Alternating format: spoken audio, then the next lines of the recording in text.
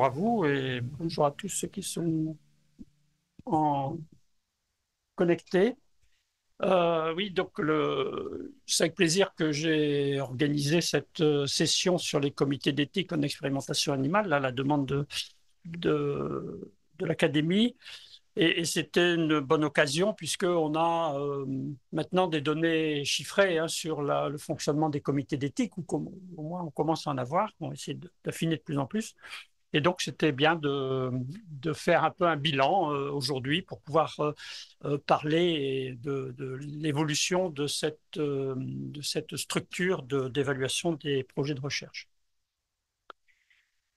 Donc, je vais vous faire d'abord une courte introduction sur la place des comités d'éthique dans l'utilisation des animaux à des fins scientifiques, pour utiliser maintenant la terminologie officielle. Bien, aujourd'hui, on va parler d'animaux, d'abord. Donc, c'est pour ça que je voulais commencer par cette diapositive donc, sur la reconnaissance que les animaux sont des êtres sensibles. Toute une tradition philosophique s'accorde sur cette nature sensible des animaux qui, de ce fait, doivent faire l'objet d'un souci moral. J'utilise toujours cette phrase de Jean-Jacques Rousseau. Il semble en effet que si je suis obligé de ne faire aucun mal à mon semblable, c'est moins parce qu'il est un être raisonnable que parce qu'il est un être sensible. Qualité qui est en commune à la bête et à l'homme doit au moins donner à l'une, la bête, le droit de n'être point maltraité inutilement par l'autre, l'homme. Et c'est bien de cela que l'on va parler aujourd'hui. Cette reconnaissance de la nature sensible des animaux est passée dans la loi. La première loi réellement en rapport avec cette question, et c'est la loi du 10 juillet 1976, donc c'est pas hier que l'on a reconnu cette nature sensible des animaux de façon tout à fait officielle. Et cette loi a été codifiée dans l'article L214 du Code rural que nous connaissons tous, et dont on nous rappelle l'existence d'ailleurs très régulièrement. Oups, je sais ce que j'ai fait. On va mettre ses doigts à la porte. Tout animal étant un être sensible doit être placé par son propriétaire dans des conditions compatibles avec les impératifs biologiques de son espèce. Après, je fais un grand saut, puisqu'il y aura ensuite plus de précision dans les aspects législatifs. Le grand saut à la loi du 16 février 2015, qui a été codifiée dans le Code civil à l'article 215-14. Les animaux sont des êtres vivants doués de sensibilité, sous réserve des lois qui les protègent. Les animaux sont soumis au régime des biens. Donc, ils sont encore soumis au régime des biens, mais on voit que la reconnaissance de la nature d'être vivant et doué de sensibilité ouvre la porte à une reconnaissance juridique de station des animaux. Et donc, quand on parle de texte législatif, bien sûr, on s'intéresse à ce qui se passe en Europe. Et le traité instituant la communauté européenne reconnaît également pleinement cette nature sensible des animaux lorsqu'il formule et met en œuvre la politique de l'Union dans les domaines de l'agriculture, etc., de la recherche, bien sûr, c'est ce qui nous intéresse aujourd'hui. L'Union et les États membres tiennent pleinement compte des exigences du bien-être des animaux en tant qu'êtres sensibles. Donc les animaux sont des êtres sensibles et nous les utilisons cependant à différents buts, non seulement dans les fins scientifiques, comme on en parlera aujourd'hui, mais aussi pour se nourrir, pour se vêtir, comme animaux de compagnie, etc. Et donc, ce sont les dernières statistiques d'utilisation des animaux à des fins scientifiques en France. C'est une infographie que l'on doit au GIRCOR. Environ 2 millions. Là, il y a eu une modification l'année dernière dans la comptabilité, etc. Mais enfin, bon, là, on n'est pas là pour chipoter sur les chiffres. Depuis déjà pas mal d'années, on est autour de 2 millions d'animaux utilisés à des fins scientifiques, essentiellement des souris, oui, plus de presque 70%. Et puis, toute l'arche de Noé qui suit.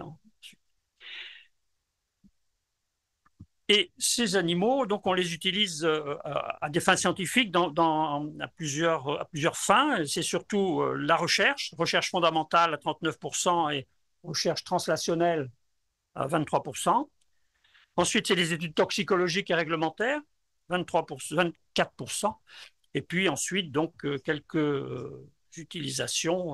Ensuite, c'est la maintenance de colonies, simplement, le fait de devoir élever des animaux, surtout maintenant les colonies d'animaux génétiquement modifiés, hein, pour pouvoir avoir ce dont on a besoin pour pouvoir travailler. Et donc, on voit ici qu'on a ce qu'on appelle un conflit moral. Hein, c'est comme ça que le nomme Georges Chapoutier, un conflit moral qui oppose l'intérêt de l'espèce humaine à améliorer ses connaissances, en particulier sa médecine, et l'intérêt des animaux à ne pas souffrir.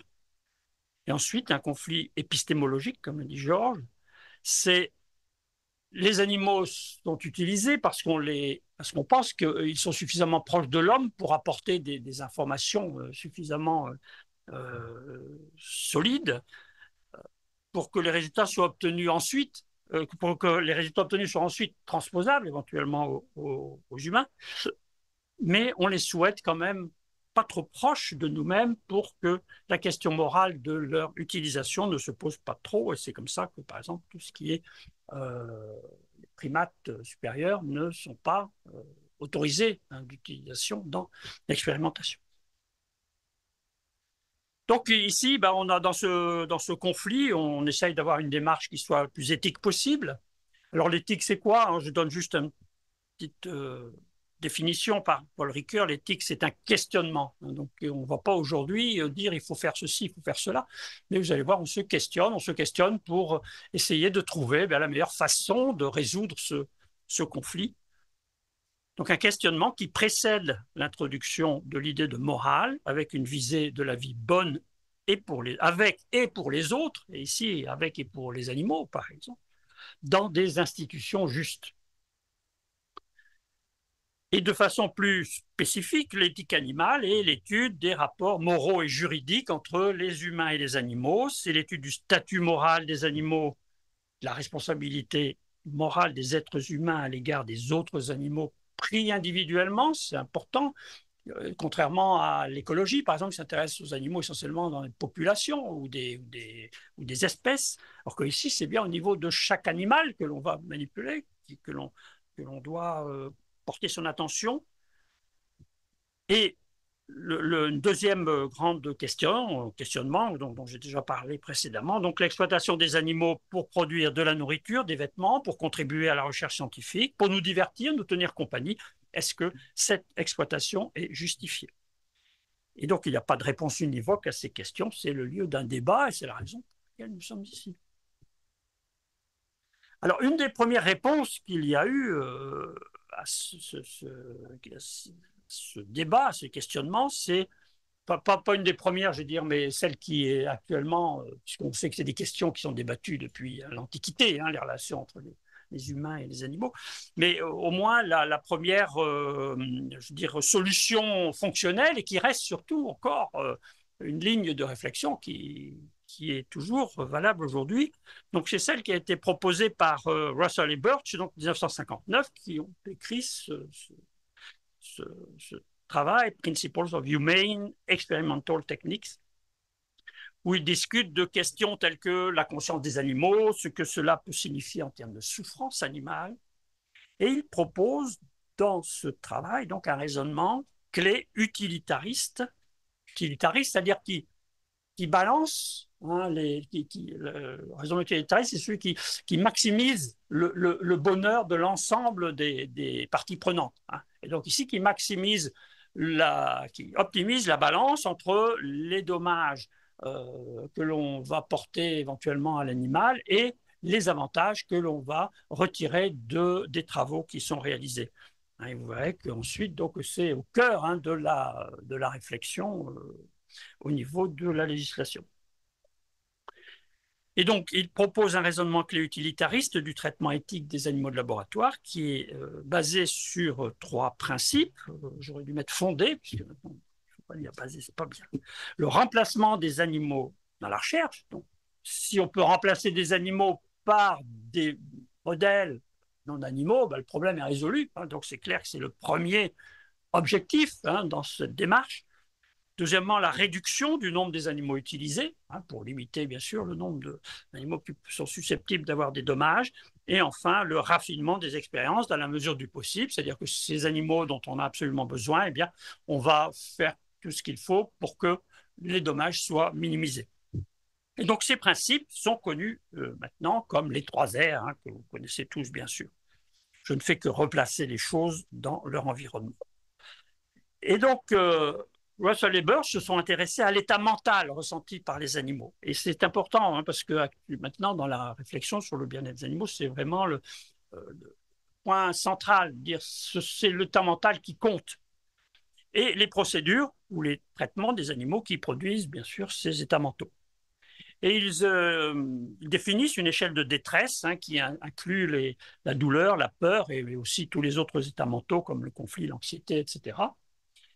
Et l'objectif donc des 3 R est de diminuer, voire de supprimer l'inhumanité ou la détresse. Hein. Ce sont 2 termes qu'ils utilisent de façon, comment dire, comment on dit déjà, avec la même signification en fait. Hein.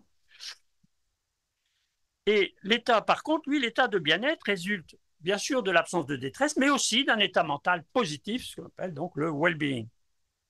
Et le problème central ici est celui de l'identification de ce qui n'est pas humain. Je prends toujours la terminologie de Russell et Birch, bien sûr. Et comment il est possible de promouvoir l'humanité sans préjudice pour les buts scientifiques et médicaux, sans préjudice pour les buts scientifiques et médicaux. On voit bien donc que c'est une position qui est balancée entre eh bien, les animaux et les humains.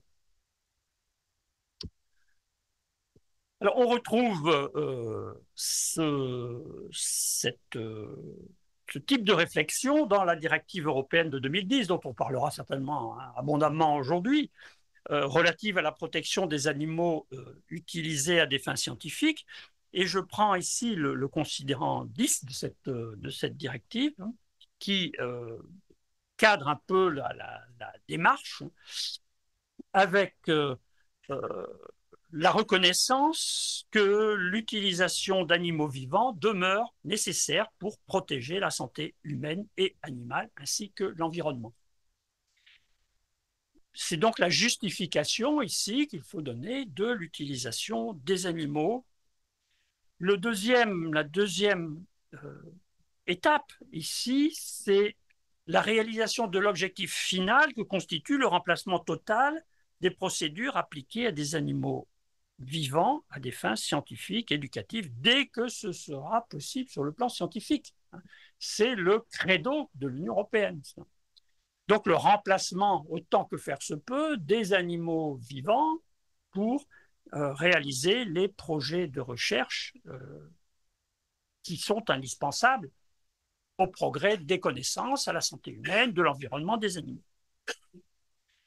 Et la troisième étape, donc, c'est qu'elle vise également à assurer un niveau élevé de protection des animaux qui doivent encore être utilisés dans ces procédures.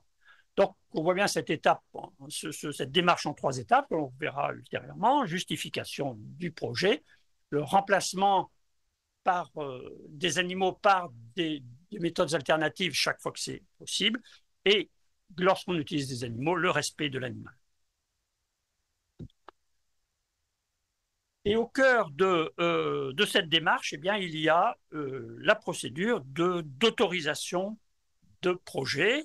Les États membres veillent à ce que les projets ne soient pas exécutés sans autorisation préalable de l'autorité compétente. Ça, c'est la démarche primaire. Et les États membres s'assurent qu'aucun projet n'est exécuté sans avoir reçu une évaluation favorable du projet par l'autorité compétente. Donc, 2 étapes, une étape d'évaluation de projet et une étape d'autorisation de projet.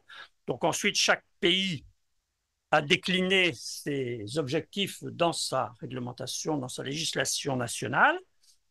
Et pour ce qui concerne donc la France, on en parlera également beaucoup plus ensuite. Donc, tout projet fait l'objet d'une évaluation éthique par un comité d'éthique en expérimentation animale agréé par l'arrêté du ministère chargé de la recherche. Et ensuite, la réalisation d'un projet comportant l'exécution d'une ou plusieurs procédures expérimentales est soumise à l'obtention d'une autorisation, si j'y pense, accordée par le ministre chargé de la recherche. Donc, on voit ici la mise en place dans la législation française. Les comités d'expérimentation animale sont les autorités compétentes pour l'évaluation de projets impliquant l'utilisation d'animaux vivants et le ministère étant l'autorisation compétente, l'autorité compétente pour l'autorisation des projets. Donc voilà, ici, vous voyez que ces comités d'éthique donc, sont au cœur en fait, de la recherche biologique. Aucune recherche biologique sur les animaux vivants ne peut se faire sans avoir été avant évaluée par un comité d'éthique. Et après, bien sûr, autorisé par le ministère. Donc, ce que je vous propose aujourd'hui, c'est il y a 3 présentations. La première, c'est la présentation par Virginie Vallée, qui était en charge de ces questions au ministère pendant un certain nombre d'années, et qui va nous expliquer donc l'historique et la réglementation sur les comités d'éthique, parce que on voit bien, lorsqu'on analyse un peu la situation actuelle, qu'on est très dépendant de toute l'historique, et c'est cette historique très diverse qui fait il y a certaines questions qu'on se pose actuellement au niveau des fonctionnements des comités d'éthique, ce que l'on verra ultérieurement. La deuxième présentation consiste en l'organisation et le bilan d'activité des comités d'éthique. Alors, puisqu'on a maintenant des bilans qui ont été faits de l'activité, et donc à partir de ces bilans, on va pouvoir voir quel est ce paysage des comités d'éthique en France avec quelles pistes on peut éventuellement faire évoluer le dispositif. Donc, c'est préparé par Marc Denain et moi-même. Marc étant en connexion, il n'a pas pu être ici aujourd'hui, et donc je ferai la présentation en notre nom à tous les deux. Et en troisième présentation par Alice Di Concetto, ici présente, elle va nous montrer quelle est la diversité de structures des autorités compétentes pour l'évaluation des projets de recherche dans l'Union européenne, puisque chaque État membre a décliné la directive dans sa propre législation, avec des choix qui sont assez divers. Et la question est de savoir qu'est-ce qu'on peut aller récolter comme piste d'évolution dans les stratégies qui ont été mises en œuvre par les autres pays.